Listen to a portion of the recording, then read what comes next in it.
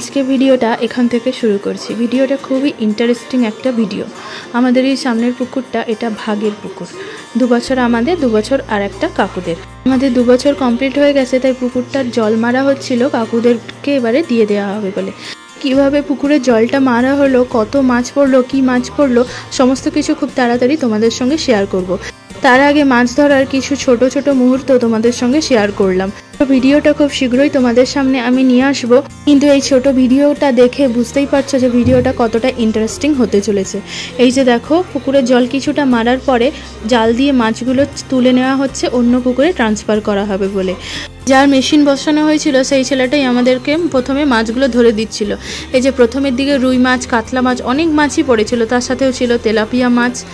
এই যে দেখো, জাল দিয়ে মাছ ধরে ব্যাগের মধ্যে সব মাছ ভরা হচ্ছে, অন্য পুকুরে নিয়ে যাওয়া হবে বলে। কি কি মাছ আছে তোমরা দেখো।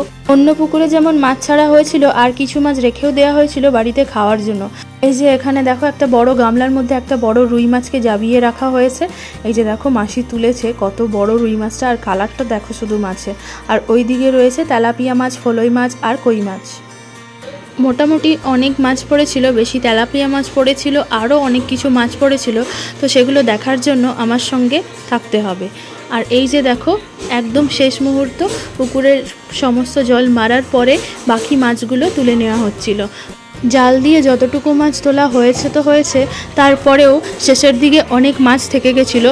জলটা সম্পূর্ণ মারার পরে ওই মাছগুলোকে ব্যাগের মধ্যে ধরে নিয়ে অন্য পুকুরে ট্রান্সফার করা হচ্ছিল।